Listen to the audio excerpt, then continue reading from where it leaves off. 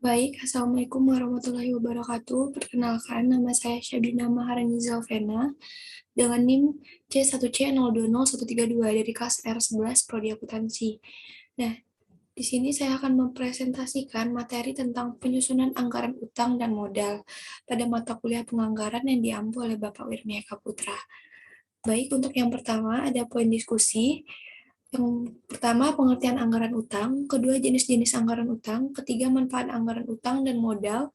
Yang keempat, faktor-faktor yang memengaruhi anggaran utang. Yang kelima, ilustrasi penyusunan anggaran utang. Dan yang terakhir, penyusunan anggaran modal. Nah, adapun pengertian anggaran utang. Anggaran utang adalah anggaran untuk memperoleh dan membayar utang. Utang adalah kewajiban peminjam atau debitor untuk melaksanakan sesuatu kepada pemberi pinjaman atau kreditor selama jangka waktu tertentu. Nah, utang disebut juga dengan modal asing, sedangkan modal disebut juga dengan modal sendiri atau ekuitas atau aset bersih. Jadi, modal terdiri atas modal asing dan modal sendiri. Nah, adapun jenis-jenis utang, jenis utang jangka pendek. Jenis utang jangka pendek yang pertama yaitu utang usaha. Utang usaha atau utang dagang merupakan saldo yang berutang kepada pihak lain atas barang, perlengkapan, atau jasa yang dibeli dengan akun terbuka. Lalu yang kedua ada utang pajak. Sebagai konsumen, kita seringkali dikenai pajak atau barang atau jasa yang kita beli. Seperti kalau kita makan di rumah makan, menginap di hotel, atau kita membeli barang-barang tertentu, misalnya mobil. Pajak ini disebut pajak penambahan nilai atau PPN, atau pajak penjualan. Nah, tarif pajak itu ditetapkan atas dasar persentase tertentu dari harga jual. Lalu yang terakhir ada utang dividen. Utang dividen adalah dividen yang dapat dibayar sebagaimana diumumkan oleh Dewan Komisaris Perusahaan, tapi pada akhir periode belum dibayar dan dicatat sebagai utang.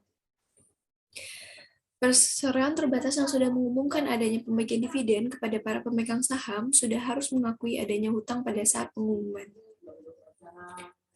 Lalu selanjutnya jenis-jenis utang. Jenis-jenis utang jangka panjang. Untuk yang pertama ada utang obligasi. Utang obligasi adalah suatu istilah yang dipergunakan dalam dunia keuangan yang merupakan suatu pernyataan utang dari penerbit obligasi kepada pemegang obligasi beserta janji untuk membayar kembali pokok utang. Nah, beserta kupon bunganya kelak pada saat tanggal jatuh tempo pembayaran. Lalu dasar bayar jangka panjang. Pasal bayar jangka panjang memiliki substansi yang sama seperti obligasi, di mana keduanya mempunyai tanggal jatuh tempo yang tetap dan suku bunga yang ditetapkan atau implisit. Akan tetapi, wesel tidak dapat langsung dijual seperti obligasi. Obligasi di pasar sekuritas publik yang terorganisasi. Lalu ada wesel bayar hipotek. Wesel bayar hipotek adalah bentuk paling umum dari wesel bayar jangka panjang. Karena wesel bayar hipotek ini adalah wesel promise yang dijamin dengan suatu dokumen yang disebut hipotek yang menggadaikan hak atas properti sebagai jaminan pinjaman. Nah, wesel bayar hipotek lebih sering digunakan oleh perusahaan, perorangan, dan persekutuan daripada korporasi. Lalu selanjutnya, adapun manfaat anggaran utang dan modal, yang pertama yaitu kemajuan perusahaan bila utang tersebut dikelola dengan baik, lalu ekspansi kegiatan perusahaan dan kegiatan produksi sebagai modal kerja untuk membiayai aset tak lancar. Nah, manfaat lainnya yaitu anggaran utang sangat berguna untuk kemajuan perusahaan bila utang tersebut dikelola dengan baik. Lalu menambah utang jangka pendek maupun utang jangka panjang dan modal sendiri dimaksudkan untuk ekspansi, yaitu memperluas kegiatan perusahaan, memperluas kegiatan produksi, memperluas kegiatan pemasaran dengan tujuan memperoleh laba yang sebesar-besarnya. Lalu utang jangka pendek digunakan sebagai modal kerja, yaitu untuk membiayai kegiatan rutin sehari-hari, seperti membeli bahan baku atau barang dagang, serta membayar gaji dan upah. Lalu yang terakhir, utang jangka panjang dan modal itu sendiri digunakan untuk membiayai aset tak lancar, seperti memperoleh bangunan, mesin, dan alat. Nah, utang jangka panjang dan modal sendiri diperlukan sebagai akibat dari bertambahnya kebutuhan utang jangka pendek untuk modal kerja. Baik, selanjutnya faktor-faktor yang mempengaruhi anggaran utang. Yang pertama itu ada ekspansi. Setiap perusahaan yang ingin menerapkan going concerns atau tetap berjalan dan sukses, maka haruslah berusaha untuk dapat selalu berkembang. Berkembangnya suatu perusahaan selalu menyangkut masalah pembelanjaan. Perusahaan yang mengadakan ekspansi selalu membutuhkan tambahan modal.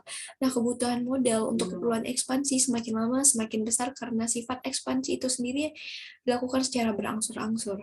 Lalu ada struktur modal. Nah, apabila besarnya modal sendiri lebih kecil dari aset tetap plus sediaan, berarti bahwa sebagian dari aset tersebut dibelanjai dengan modal asing.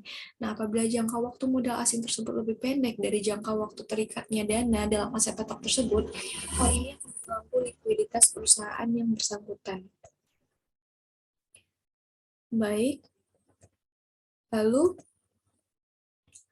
koefisien utang yaitu angka perbandingan antara jumlah modal dengan modal itu sendiri tidak melebihi 1:1 setiap perusahaan basis modal akan memperbesar kemampuan perusahaan dalam menanggung risiko yang akan dibelanjainya. Pandangan ini terutama didasarkan pada prinsip keamanan. Hal ini akan memberikan pengaruh yang baik terhadap kreditor maupun terhadap perusahaan itu sendiri. Jadi, apabila modal sendiri kecil, maka besarnya utang modal asing juga akan kecil. Sebaliknya, bila modal sendiri akan besar, maka utang atau modal asing juga dapat besar, tetapi tidak melebihi besarnya modal itu sendiri. Oke, baik. Selanjutnya, ilustrasi penyusunan anggaran utang. Penyusunan anggaran utang merupakan tanggung jawab Departemen Keuangan. Langkah pertama, Departemen Keuangan mengumpulkan data belian dan syaratnya. Langkah kedua, menghitung anggaran usaha pada periode tertentu. Langkah ketiga, menyusun anggaran utang usaha untuk penyusunan anggaran jangka panjang untuk keperluan investasi. Departemen Keuangan bekerja sama dengan Departemen Produksi untuk mengumpulkan data alat produksi yang akan dibeli sebagai langkah pertama. Lalu langkah selanjutnya mengumpulkan data jangka waktu kredit dan bunga serta pembayarannya. Lalu yang terakhir menghitung menentukan besarnya anggaran utang. Nah, yang terakhir ada penyusunan anggaran modal. Modal yang dimaksudkan dalam bahasan pokok ini disebut juga dengan modal sendiri. Modal sendiri adalah sisi lebih harta atas utang. Penyusunan anggaran modal di sini berupa anggaran perubahan modal. Anggaran perubahan modal antara badan usaha yang satu dengan badan usaha yang lainnya berbeda. Bentuk badan usaha di Indonesia terdiri atas perusahaan perseorangan, firma, persekutuan, komanditer, perseroan terbatas, dan koperasi.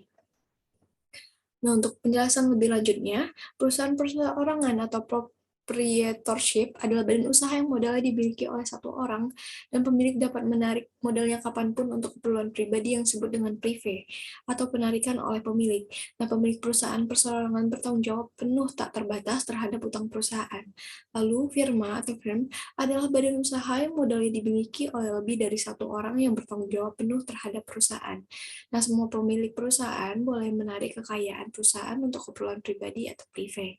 Lalu yang ketiga, persekutuan komanditer atau perseroan komanditer adalah persekutuan dua orang atau lebih untuk mendirikan perusahaan. Satu orang atau lebih sekutu bekerja dengan tanggung jawab tak terbatas sebesar modal penyertaannya dalam perusahaan, dan satu orang atau lebih sebagai sekutu komanditer dengan tanggung jawab terhadap pada modal disetor. Sekutu komanditer atau sekutu pasif atau sekutu diam terbatas tidak boleh menarik prive tetapi berhak melakukan pemeriksaan perusahaan. Lalu yang terakhir adalah perseroan terbatas.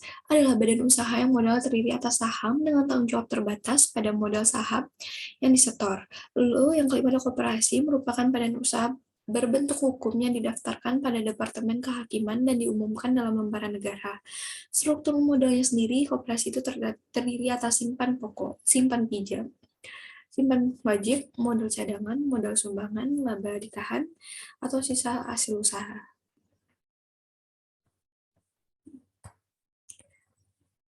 Baiklah, sekian presentasi dari saya. Saya akhiri dengan wabillahi taufiq wal hidayah. Wassalamualaikum warahmatullahi wabarakatuh.